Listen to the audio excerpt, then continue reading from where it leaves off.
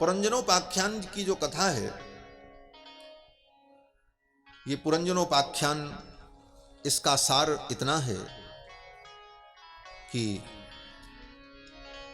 पुरंजन नाम का एक व्यक्ति, इस कथा को बड़े ध्यान से सुनना, फिर एक एक पात्र का बड़ा विलक्षण अर्थ है यहां पर।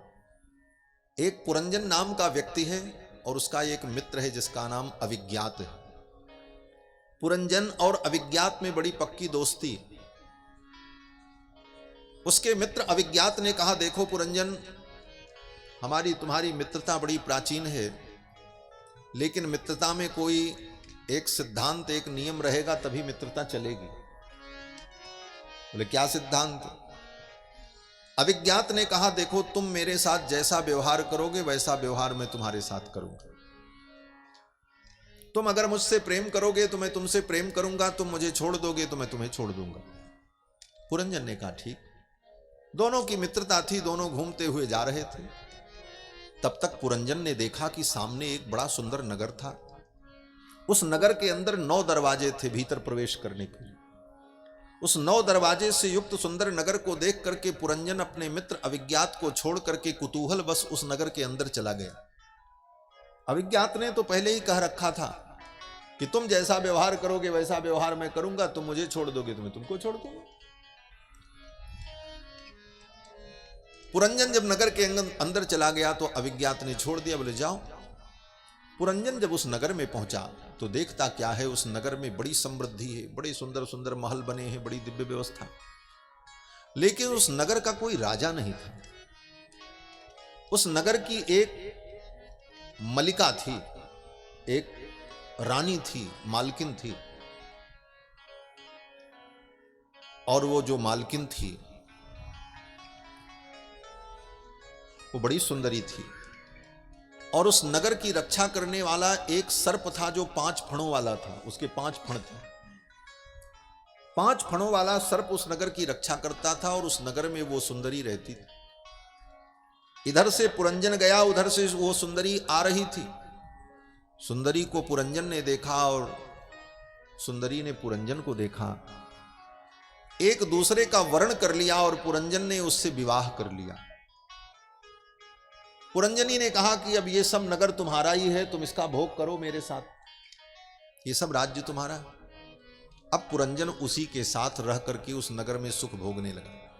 5 फण वाला सर्प उस नगर की सुरक्षा करता था और निश्चिंत होकर के पुरंजन पुरंजनी वो दोनों उस नगर में सुख का भोग करते थे। एक दिन पड़ोसी राजा ने, जिसका नाम था चंडवेग, चंडवेग नाम के पड़ोसी राजा ने उस नगर पर आक्रमण कर दिया। 5 फणों वाला सर्प लड़ता रहा, अंत में वो 5 फण वाला सर्प मृत्यु को प्राप्त हो गया। नगर में चंडवेग का आक्रमण हो गया। चारों तरफ अफरा तफरी मच गई, लोग भागने लगे। उसकी पुरंजनी जो थी वो भी पता नहीं कहां चली गई। वो पुरंजन बार बार अपनी उस पत्नी पुरंजनी का स्मरण करता रहा, कहां थी, कहां गई, क्या हुआ। और संजोग से वो मारा गया, उसकी मृत्यु हो गई। पत्नी का स्मरण करते करते मरा, इसलिए अगले जन्म में स्त्री बन गया। अभी यही कथा था। अगले जन्म में जब वो स्त्री बना तो फिर उसका एक पुरुष से विवाह हुआ, फिर उसके लड़के बच्चे हुए, फिर उसका पति मरा, फिर वो सती होने जा रही थी। तब तक संजोग से उसका वो पुराना मित्र अविज्ञात कहीं से आ गया। अविज्ञात ने कहा, अरे यार तुम कब से स्त्री बन गए, तुम तो मेरे मित्र हो, तुम न स्त्री हो न पुरुष हो, तुम तो आत्मस्वरूप हो, मेरे अंश हो। इस प्रकार का उपदेश सुनकर के उसे ज्ञान प्राप्त हो गया और उसका स्त्री का शरीर अंतर्हित हो गया। अपने स्वरूप को प्राप्त होकर के बड़ा प्रसन्न हुआ और अपने मित्र अविज्ञात के साथ हंसते हुए आनंद पूर्वक दोनों मित्र चले गए। इस कथा को सुनाकर के नारद जी ने प्राचीन बरही राजा से पूछा, इसका तात्पर्य तुमने समझा? प्राचीन बरही राजा ने कहा, महाराज नहीं समझा। नारद जी ने कहा, अब मैं समझाता हूं। नारद जी कहते हैं, देखो ये पुरंजन ही जीव है और उसका मित्र जो अविज्ञात है वो कौन है? परमात्मा। ये जीव और परमात्मा दोनों मित्र हैं। वेदों ने कहा कि द्वा सुपर्णा सयुजा सखाया समानम वृक्षम परिशस्वजाते। जीव और परमात्मा ये दोनों मित्र हैं। अनादिकाल से है। इसमें जो अविज्ञात है वो परमात्मा है। परमात्मा का नाम अविज्ञात। अविज्ञात का मतलब जिसको हम जान नहीं पाते, इसीलिए वो अविज्ञात है। और पुरंजन, बोले पुरंजन जीव है। अविज्ञात की प्रतिज्ञा थी कि तुम मेरे साथ जैसा व्यवहार करोगे वैसा व्यवहार मैं करूंगा। गीता में भगवान ने कहा है अर्जुन से कि जे जथा माम प्रपद्यन्ते तांस तथैव भजाम्यहम्। जो मुझको जैसे भजता है मैं उसको वैसे ही भजता हूं। भगवान की यही प्रतिज्ञा है।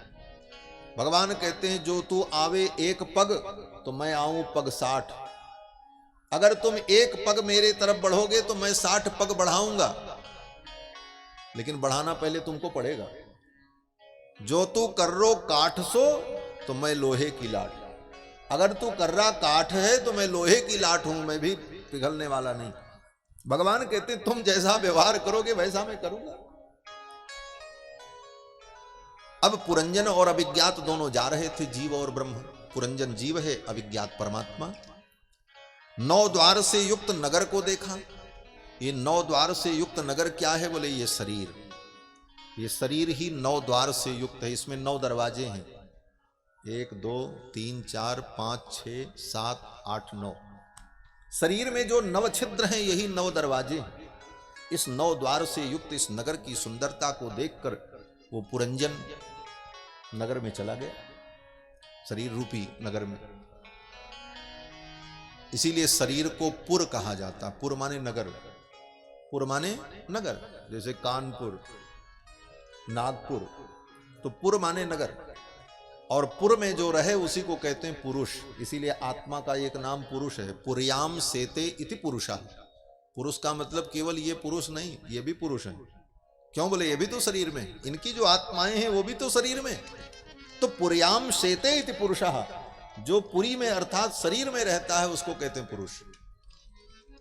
इसलिए पुरुष माने आत्मा। और जहां स्त्री के साथ पुरुष शब्द का प्रयोग होता वहां पुरुष माने नर, स्त्री माने मादा। तो इस प्रकार का भेद है। तो पुरुष माने जो जीवात्मा।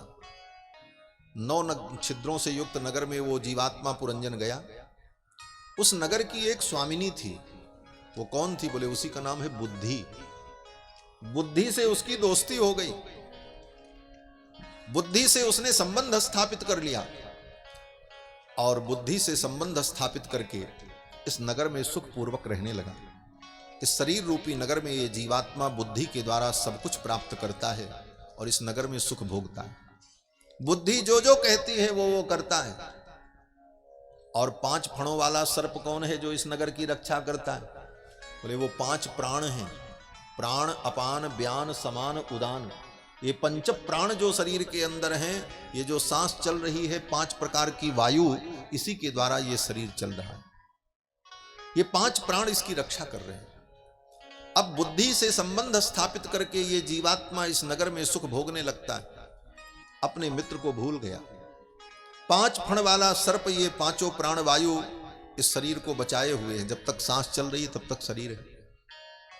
और जब इस शरीर पर कोई रोग और व्याधि आक्रमण करती है तो ये सांस ही उससे लड़ती है। लोग कहते हैं महाराज लड़ते लड़ते सांस बंद हो गई। पड़ोसी राजा चंडवेग ने आक्रमण कर दिया। ये चंडवेग कौन है? चंडवेग ही मृत्यु है, जिसका वेग अत्यंत प्रचंड है, जिसको रोका नहीं जा सकता। इसीलिए उसका नाम चंडवेग है। चंडवेग ने आक्रमण कर दिया। 5 फण वाला सर्प लड़ता रहा, अंत में हार गया। जब मृत्यु आती है तो सांस उससे लड़ती है, लेकिन अंत में सांस बंद हो जाती है। मृत्यु जीत जाती है, शरीर पर मृत्यु का अधिकार हो जाता है। उस समय अफरा तफरी में आत्मा का उत्क्रमण होता है। आत्मा शरीर को छोड़ करके निकलती है। उस समय अंतिम समय में शरीर का त्याग करते समय बुद्धि में जो विचार आता है, जो चिंतन आता है, उस अंतिम चिंतन को लेकर के आत्मा जब निकलती है तो उसी चिंतन के अनुसार उसका अगला जन्म हो जाता है। मरते समय पुरंजन ने अपनी स्त्री का स्मरण किया था, इसलिए अगले जन्म में स्त्री बन गई। वास्तव में ये जीव न स्त्री है, न पुरुष है, न नपुंसक है। स्त्री पुरुष नपुंसक ये तो शरीर है। आत्मा तो सबकी एक समान है। और वो क्या है? बोले ईश्वर का अंश है।